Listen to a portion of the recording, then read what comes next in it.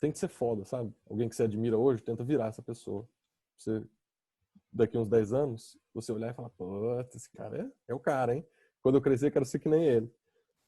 É isso que eu fico pensando. Se eu olhasse, se eu pudesse me ver no passado, né? Eu acho que eu não imaginaria chegar onde eu cheguei.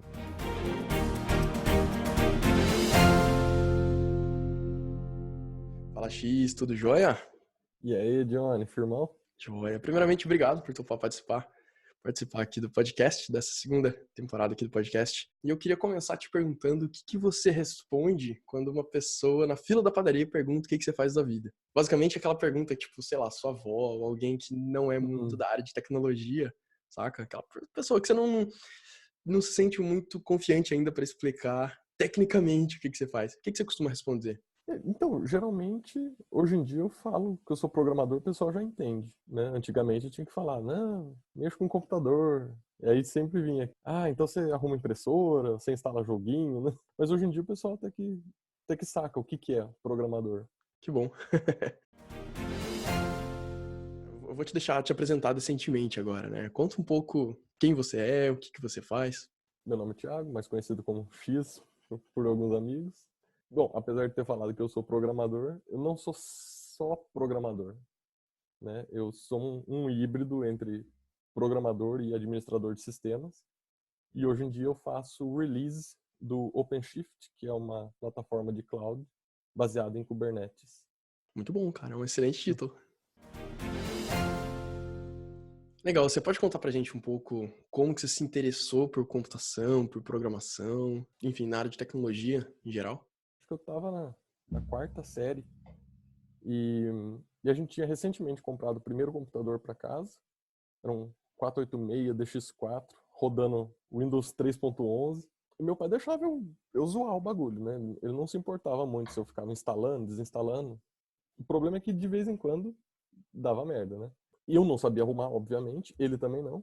E aí, de tempos em tempos, ele convidava um amigo do trabalho dele para jantar lá em casa, com um pretexto, né, da janta, mas a verdade era para arrumar o computador. E um dia eu vi ele tava arrumando, acho que um altexec.bat, algum arquivinho de configuração, tinha uma porrada de linha lá, e eu vi ele mexendo, escrevendo e tal. E eu perguntei para ele, nossa, o que é isso? Aí eu tô falando com o computador aqui, numa linguagem que ele entende, né? E aí foi nesse momento que eu sabia que é isso que eu queria fazer. Então Que massa, cara. foi bem por Sempre aí. tem esses momentos chaves assim, né? Eu acho que eu nunca contei isso publicamente, mas eu tive essa mesma vontade quando eu era criança. Eu tava assistindo filme do Digimon, eu era muito fã de Uhum. Digimon, e acho que no primeiro filme tem um carinha lá, não lembro o nome do personagem, ele tá conversando com a menina, e eu não lembro qual dos dois que fala, mas um vira pro outro e fala, não, mas eu sei programar computadores. Eu fiquei assim, o que significa programar computadores? E aí, sei lá, se eu fui buscar na internet, acho que eu não tinha internet na época, mas eu fui procurar saber. Acho que eu perguntei pro técnico que, enfim, arrumava o meu computador. E aí que eu comecei a me interessar, mas foi nesse momento que deu o clique, cara. Acho que todo mundo tem esse momento, né? Pois é, cara. Para mim foi nesse momento que eu tinha certeza que eu nem sabia o que era. Porque, na verdade, ele não estava programando em si. Ele estava mexendo num arquivo de configuração, né? Mas eu sabia que era aquilo que eu queria fazer. Aí depois que eu fui descobrir o que era. E foi difícil começar? Não, não foi porque depois que eu demonstrei esse interesse, né? O meu pai, ele começou a arrumar apostilas de tudo, de macro de Excel, de DOS, Você de era autodidata. HTML, PHP. E aí, cada fim de semana, porque ele trabalhava em São Paulo e eu morava em Tremembé. E aí ele vinha para casa só de fim de semana. E aí, cada fim de semana ele já vinha com a apostila nova. Aí eu ficava comendo as apostilas lá e experimentando nos computadores de casa, né? Então não foi difícil, para mim a minha diversão era essa. E você sempre foi autodidata? Você não chegou a fazer curso, aqueles cursinhos de Ah, informática que tinham? Você foi... depois eu fiz, mas eu já programava, né? Eu já programar é uma palavra forte, vai. Eu Era um já usuário mexia com avançado. código. Não, eu Ah, tá. chegava a fazer Tinha código mesmo. Tá. tinha sabe aquela o Windows 98, que tinha aquela barrinha no Windows Explorer com uma nuvenzinha e a pasta. Aquilo ali eu já zoava lá, colocava uns JavaScript para ficar piscando o ícone, ficar mexendo os textos com o marquee. Então, eu já brincava com código, mexia com código, e aí depois disso eu já pedia para meus pais para entrar num curso de processamento de dados, fazer um cursinho de web design que tinha na época, né? Nenhum desses Aí termos depois, se usa mais, né? depois eu fui atrás. Mas comecei só com as apostilas que o meu pai arrumava mesmo. Que legal, cara. Que legal. Eu lembro que tinha vários sites, não sei se ainda existem, mas acho que não faz muito sentido mais hoje, mas tinham vários sites de apostilas, né? Apostilas.com.br, esse tipo de coisa.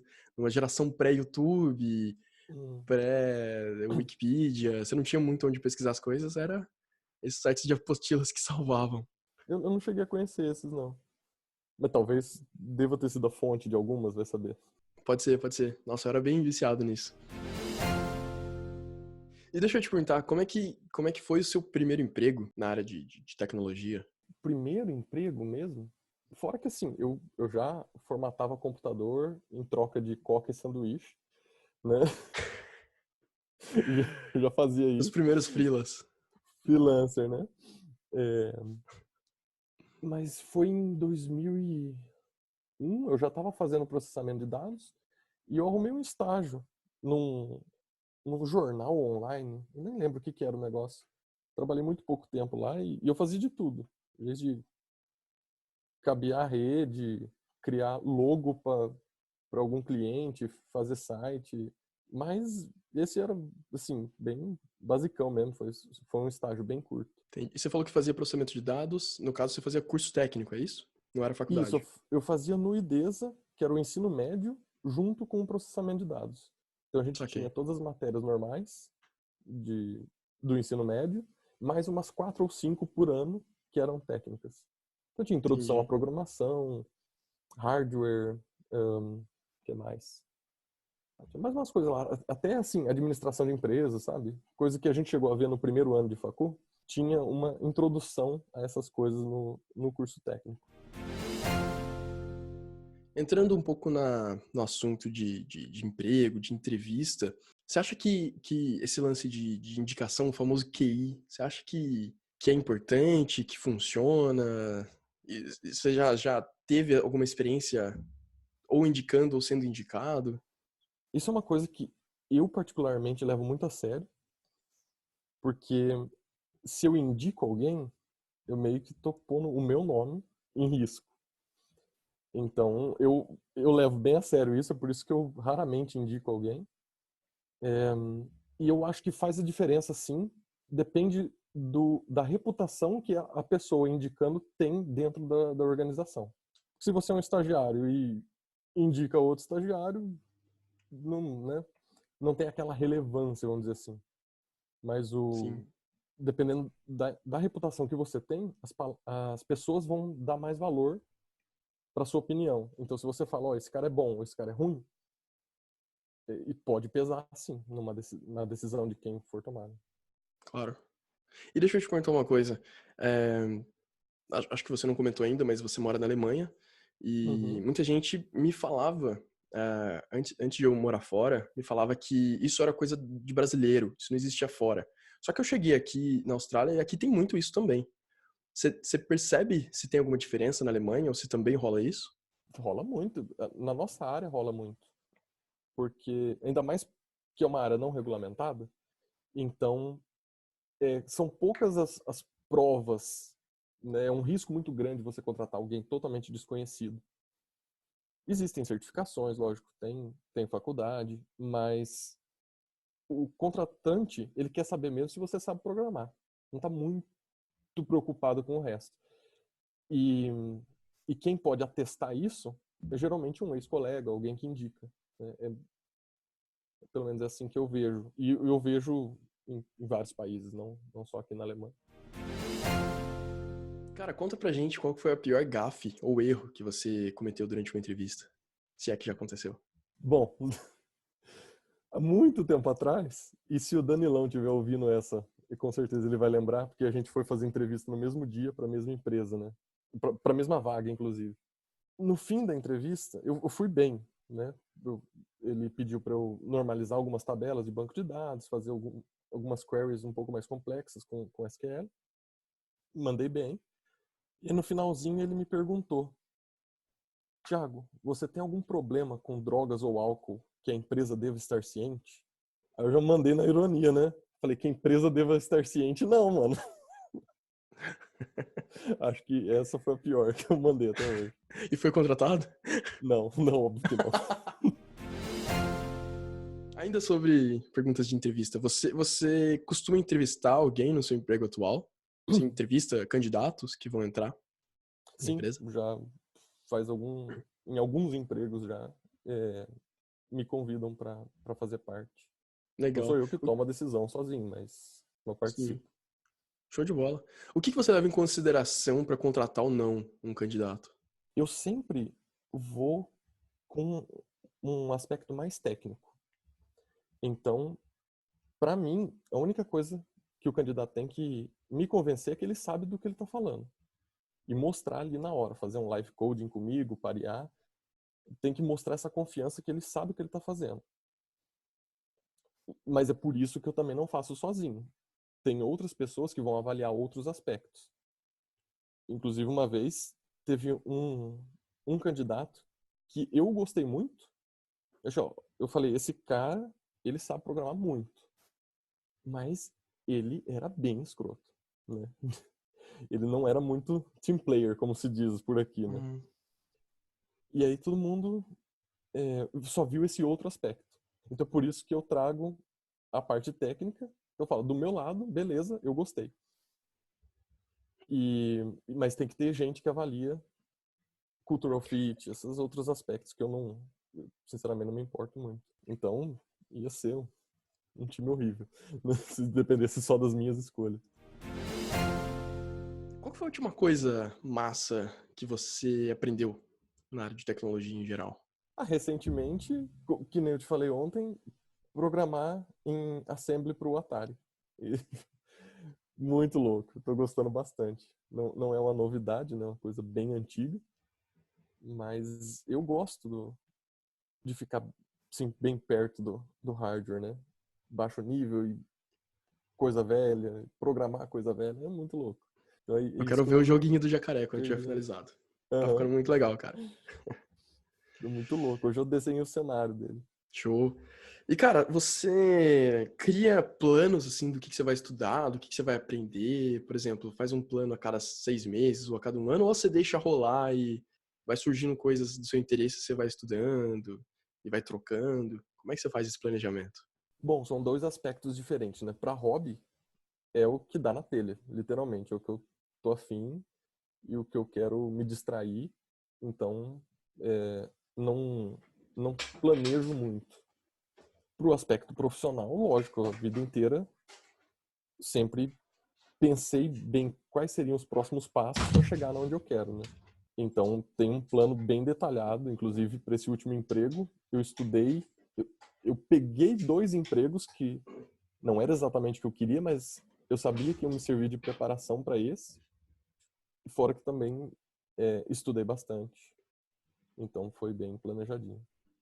Legal, pra quem quiser saber mais dessa história, tem até um podcast que a gente já gravou no começo desse ano, eu acho, né? Que Eu você só conta um sou pouco cobaia mais. de podcast, né? Não, cara, que você tem muita história legal. Inclusive, eu tenho uma lista de, sei lá, mais uns 5 episódios de temas específicos pra fazer contigo. Você tem muita Nossa, história legal mesmo. E o pessoal pede pra você voltar, cara. O pessoal gosta muito de quando você participa. Você não é cobaia, não, cara. Você é participante. não, mas eu falei num sentido legal. Eu falei que eu sou tipo um Entendi, beta entendi. tester de todas as suas novas séries, né? Tipo, É que cobaia tem um sentido meio pejorativo, mas não. É muito pelo ah, contrário, cara. tá, Você é tipo um convidado da casa já. Você não é nem mais convidado, você já faz parte do podcast. show de bola. E, cara, como é que você se atualiza, assim, pra coisas tanto do trabalho quanto, sei lá, programação, coisas de hobby e tudo mais? Você lê blog, livro, podcast, YouTube, você vai em eventos? Eu gosto de, sim, de pelo menos saber tudo que tá acontecendo, mas eu não tenho tempo para estudar a fundo tudo e nem tenho interesse em tudo. Mas eu Faz faço questão sentido. de pelo menos ouvir algum podcast ou um vídeo específico quando eu não tenho noção do que é aquilo, sabe? Tipo, Flutter. Nossa, eu já ouvi essa palavra, não faço ideia do que é. Aí eu vou e escuto um vídeo, alguma coisa rápida, só para entender do que se trata. Se é um assunto que me interessa, aí eu vou e compro um livro. Nossa. Você costuma ler bastante livro técnico? Costumo. Na verdade, eu raramente leio alguma coisa que não seja técnica. Pragmatic Programmers já tá no fast checkout. Eu só clico e compro já. Boa. Legal. E meetups, cara? Você gosta de meetups? Você costuma ir em algum? Participa? Eu ia mais antes. Quando eu A estava gente já mais foi muito junto interessado em São em Paulo. fazer networking e até aqui eu fiz umas 3 palestrinhas já também, de assuntos diversos, em meetups diferentes. Eu não costumo frequentar um só, todo mês ou regularmente, né? Uhum. Eu geralmente vejo o que está acontecendo e se é algum assunto que me interessa ou algum amigo meu vai falar, aí eu vou. E também tem pizza, cerveja. Mas ultimamente eu não ando indo, não. A gente jogou em vários juntos já em São Paulo. Sim, pô, você Principalmente na pegar época lá do em Guru casa, SP. é, Era foram uma viagem, né, cara? os primeiros meetups que eu fui foram aqueles. Porque lá É, eu onde a gente também. morava não tinha, né? Na verdade, o primeiro que eu fui foi em... Eu acho que foi contigo, cara, em São José. Teve um de Ah, sim. Ruby, que o Cássio Marques organizou com a galera da Uhum, Zigoto. Acho que foi o primeiro meetup que eu fui. E de lá, foi. a gente acabou não fazendo mais, teve uns 2, eu acho, só. Aí a gente começou a ir pra São Paulo. E era uma viagem, era tipo, sei lá, 3 horas, 4 horas pra chegar lá. É, Mais esse tempo pra voltar, mas valia a pena, né? Muito massa. sim, foi legal. Eu mal sabia o que era meetup. Então, e a Uhum. gente tava tão fechado lá, ali no interior também, foi legal trocar essa ideia com Sim, o pessoal de fora, de São Paulo. pessoal da cidade grande. É. A gente tava falando de morar no interior e a gente fez faculdade junto, né? Me fala um pouco o que você pensa de faculdade hoje. Você acha que é fundamental? Você acha que é importante, que é ok, ou que é perda de tempo? Depende do objetivo. Para arrumar um trabalho na área, sinceramente, não é uma necessidade. Não é porque, primeiro, ninguém cobra e, segundo, eu mesmo comecei a trabalhar antes de entrar na faculdade. Então, não é um requisito. Mas, para mim, hoje em dia, pro tanto que eu gosto de me aprofundar, a faculdade é essencial. Você ter a noção teórica e histórica do o que a gente faz hoje em dia e apreciar a elegância de como as coisas eram antes, para mim eu acho que isso me torna um programador melhor. Mesmo eu não usando Scheme, por exemplo. Não uso porque a linguagem já está morta. Mas eu consigo apreciar a elegância e tento trazer essa elegância no Python, no Ruby. Então eu, eu dou um puta valor, cara. Legal. Você já precisou do seu diploma alguma vez? Já para vir para cá. Eu poderia vir com um visto pior, vamos dizer assim, se eu não tivesse a faculdade. E o meu salário também seria menor. Entendi. E ainda mais, a gente deu sorte, porque a Unital, eu, pelo menos na época, não dava muito crédito para ela, mas o curso é totalmente reconhecido aqui na Alemanha. Então ele é equiparável a qualquer curso de ciência da computação aqui da Alemanha. Olha que massa. Então, quando eu levei o meu diploma, eles olharam numa tabela, falaram, a Universidade de Taubaté, beleza, você é considerado, então, alguém com graduação, nível Uma superior, graduação. e aí eu pude entrar com o visto de guest scientist, né? Cientista Uhum. visitante, que é um Que visto um pouco interessante. melhor. Muito bom, cara. Muito bom. É um bom motivo para se fazer faculdade, né? Se a pessoa pensa em morar fora, talvez um diploma faça Também. E diferença. outra, é, com diploma você tem cela especial na cadeia, né? Acho que não existe mais Você... isso. Não, Eu acho que não. não que eu pense em ir, mas Não que a dá empresa um precise alívio. saber. Dá um alívio saber que, pô, não preciso dividir cela, né? E o conhecimento também. Na época eu não dei tanto valor quanto eu dou hoje em dia. Eu penso a mesma Por isso coisa. que eu já refiz vários vários cursos inteiros de graduação de novo online, só Uhum. para rever esse material que eu já tinha visto e na época não entendi, eu não tive tanto interesse em aprender, né? Ou a faculdade não ajudou muito também, né? Vamos ser sinceros. Tinha matéria É, que... E eu não falo isso só da nossa. Eu escuto relatos de todo mundo que faz faculdade. Sempre vai ter um professor que não explica direito, ou uma matéria que tá super desatualizada. A gente mesmo teve muita matéria desatualizada. sim. É difícil Eu tenho uma manter. opinião um pouquinho polêmica sobre esse assunto. Eu não acho Conte-me mais. que eles deveriam estar é, em dia com o mercado de trabalho. Não acho que essa é a função da faculdade. Acho que eles deveriam não tentar vender o curso, porque hoje em dia eles usam como uma ferramenta de marketing. Ah, você vai estar preparado para o mercado de trabalho. Primeiro, é mentira. A gente nunca vai estar preparado para o mercado de trabalho só com o que a gente vê na faculdade.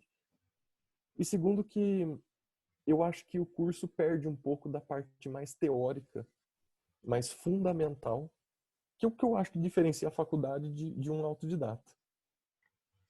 Então, realmente, a gente não teve essa a melhor faculdade do mundo, porque eu acho que eles sempre tentavam deixar a gente pronto para o mercado e a gente ficava no meio do caminho, não ficava nem com uma teoria muito boa, um fundamento muito bom, e também não ficava pronto para o mercado de trabalho. Concordo. Pra finalizar, então, se você pudesse colocar uma frase em um outdoor pra todo mundo ler todo dia, assim, passar e ver aquela frase bonita, qual frase seria? Eu vou ter que falar, escreva testes. É válido, é muito bom. Né? Não precisa ser Eu. necessariamente no Uhum. contexto de tecnologia, pode ser uma frase pra vida, se quiser. Então, mais genérico, mais filosófico assim? Pode Ah, ser. tipo, tem que ser foda, sabe? Alguém que você admira hoje, tenta virar essa pessoa. Você, daqui uns 10 anos, você olhar e falar, pô, esse cara é o cara, hein? Quando eu crescer, quero ser que nem ele. É isso que eu fico pensando. Se eu olhasse, se eu pudesse me ver no passado, né? Eu acho que eu não imaginaria chegar onde eu cheguei. E qual pergunta que faltou eu te fazer? Uma pergunta que eu acho que o que me mudou do que eu era, de um programador autodidata, para um programador melhor. Como eu comentei ontem com você, eu aprendi tudo sozinho e eu era literalmente um açougueiro em PHP. Não é que eu não pensava, mas eu não tinha ciência de coisas como qualidade de código. E eu sabia já que, eu não vou me complicar muito porque depois eu vou ter que manter isso daqui. Daqui 6 meses, um ano, quando o cliente quiser uma mudança, eu vou ter que vir aqui, vou ter que entender. Então, assim, subjetivamente eu tinha uma noção, mas eu fazia muita gambiarra, muita, muita, muita. E foi quando eu descobri Ruby, eu descobri a linguagem, gostei da linguagem, mas foi o ecossistema com as culturas, as práticas e os valores que eles têm, os valores bem fortes sobre qualidade, que realmente transformaram a forma que eu trabalho. Então, acho que quando eu descobri que existe esse mundo, eu mudei e mesmo eu ainda estava trabalhando muito com PHP, e o meu código mudou drasticamente. Então foi um momento também de virada, assim. Muito bom. Cara, muito obrigado pela entrevista e tô ansioso pelo nosso próximo papo em um podcast futuro aí. Obrigado mesmo. Opa, é nóis, cara. Precisar, chama aí. Eu tô curioso também para ouvir os outros dessa série. Você falou que vai ter um pessoal que eu conheço aí. O Danilão, que você Oi, pô. comentou agora há pouco, já foi convidado e Uhum. ele fez uma cara tipo, pô, cara, eu tenho vergonha, mas ele topou. Nossa. Então, eu tô muito curioso porque eu mesmo nunca fiz essas perguntas. Eu acho que a gente se conhece, conversa, mas É. não entra nesse aspecto. Muito bom. Então, pra fechar, onde que a gente pode te encontrar pela internet? Você tem GitHub, você tem Instagram, Twitter? Tenho tudo, mas eu só uso o GitHub mesmo. github.com/Thiago Alessio, tudo junto. Tá na tela aqui. Eu acredito que tá.